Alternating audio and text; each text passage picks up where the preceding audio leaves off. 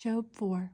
Then Eliphaz the Temanite answered and said, If one attempts a word with you, will you become weary? But who can withhold himself from speaking? Surely you have instructed many, and you have strengthened weak hands. Your words have withheld him who was stumbling, and you have strengthened the feeble knees. But now it comes upon you, and you are weary. It touches you, and you are troubled.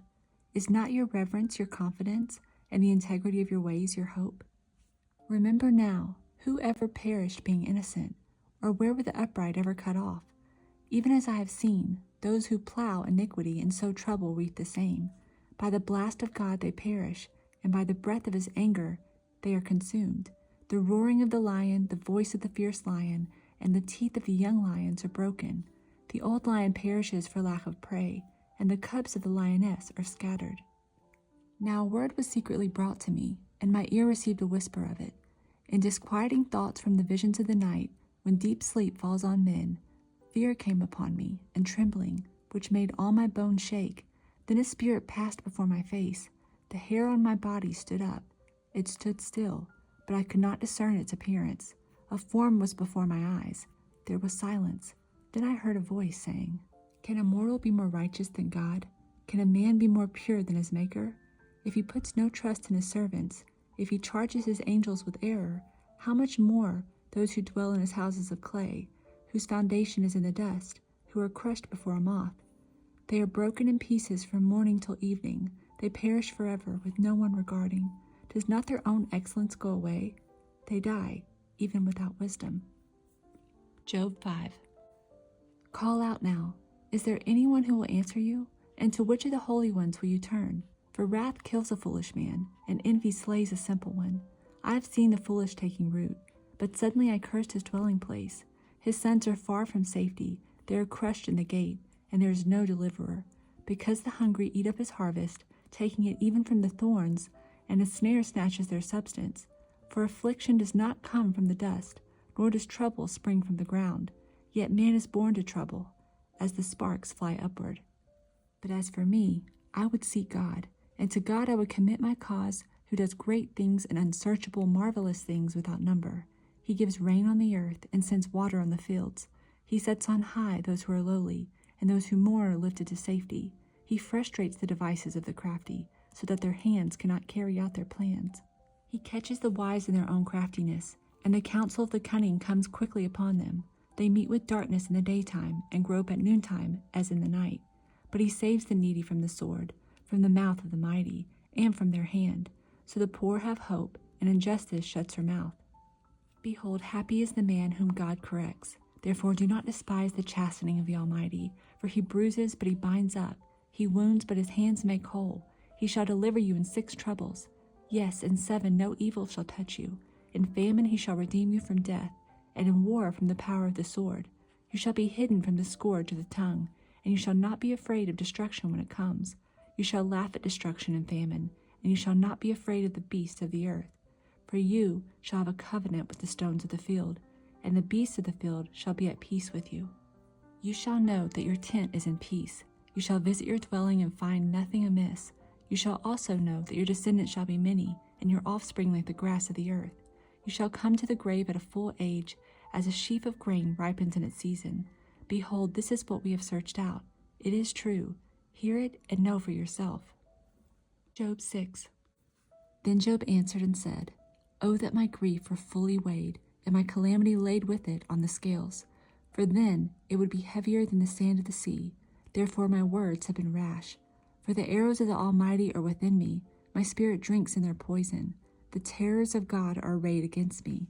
Does the wild donkey bray when it has grass, or does the ox lower over its fodder?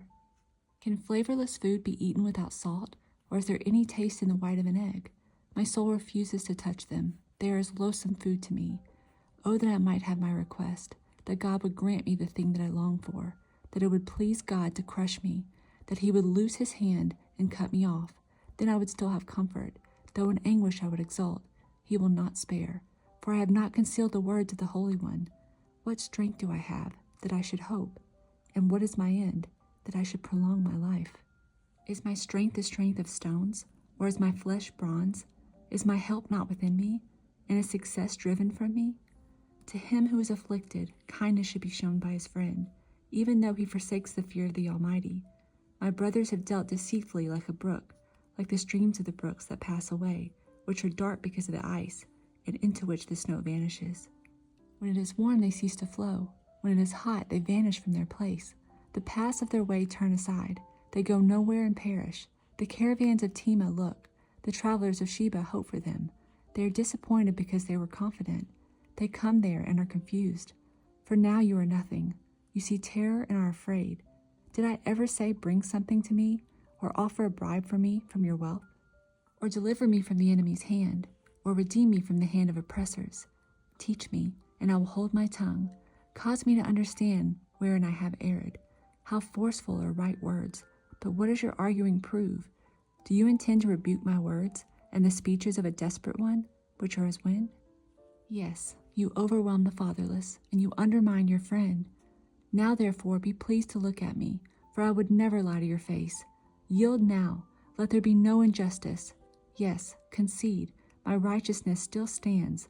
Is there injustice on my tongue? Cannot my taste discern the unsavory? Job 7. Is there not a time of hard service for man on earth? Are not his days also like the days of a hired man, like a servant who earnestly desires the shade, and like a hired man who eagerly looks for his wages? So I have been allotted months of futility, and wearisome nights have been appointed to me. When I lie down, I say, when shall I arise, and the night be ended? For I have had my fill of tossing till dawn. My flesh is caked with worms and dust. My skin is cracked and breaks out afresh. My days are swifter than a weaver's shuttle, and are spent without hope. Oh, remember that my life is a breath. My eye will never again see good. The eye of him who sees me will see me no more. While your eyes are upon me, I shall no longer be. As the cloud disappears and vanishes away, so he who goes down to the grave does not come up. He shall never return to his house, nor shall his place know him any more. Therefore I will not restrain my mouth. I will speak in the anguish of my spirit. I will complain in the bitterness of my soul. Am I a sea or a sea serpent, that you set a guard over me? When I said, my bed will comfort me, my couch will ease my complaint, then you scare me with dreams and terrify me with visions, so that my soul chooses strangling and death rather than my body. I loathe my life. I would not live forever. Let me alone, for my days are but a breath. What is man, that you should exalt him, that you should set your heart on him, that you should visit him every morning and test him every moment? How long? Will you not look away from me and let me alone till I swallow my saliva? Have I sinned? What have I done to you, O watcher of men? Why have you set me as your target, so that I am a burden to myself? Why then do you not pardon my transgression and take away my iniquity? For now I will lie down in the dust, and you will seek me diligently, but I will no longer be. Psalm 17. Hear a just cause, O Lord. Attend to my cry. Give ear to my prayer, which is not from deceitful lips. Let my vindication come from your presence. Let your eyes look on the things that are upright. You have tested my heart. You have visited me in the night. You have tried me and have found nothing. I have purposed that my mouth shall not transgress. Concerning the works of men, by the word of your lips, I have kept away from the paths of the destroyer. Uphold my steps in your paths, that my footsteps may not slip.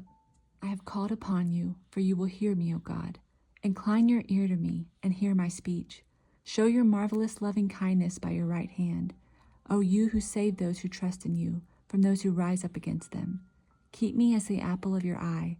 Hide me under the shadow of your wings, from the wicked who oppress me, from my deadly enemies who surround me.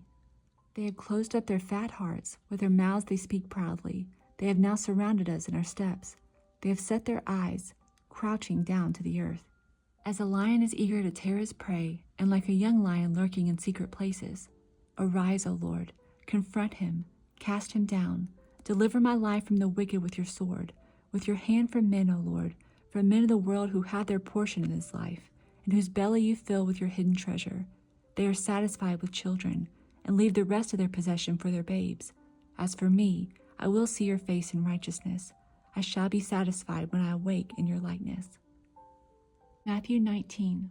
Now it came to pass when Jesus had finished these sayings, that he departed from Galilee and came to the region of Judea beyond the Jordan. And great multitudes followed him, and he healed them there. The Pharisees also came to him, testing him, and saying to him, "Is it lawful for a man to divorce his wife for just any reason?" And he answered and said to them, "Have you not read that he who made them at the beginning made them male and female, and said, 'For this reason a man shall leave his father and mother and be joined to his wife, and the two shall become one flesh'? So then they are no longer two, but one flesh. Therefore what God has joined together, let not man separate." They said to him, "Why then did Moses command to give a certificate of divorce, and to put her away?" He said to them, "Moses, because of the hardness of your hearts, permitted you to divorce your wives, but from the beginning it was not so.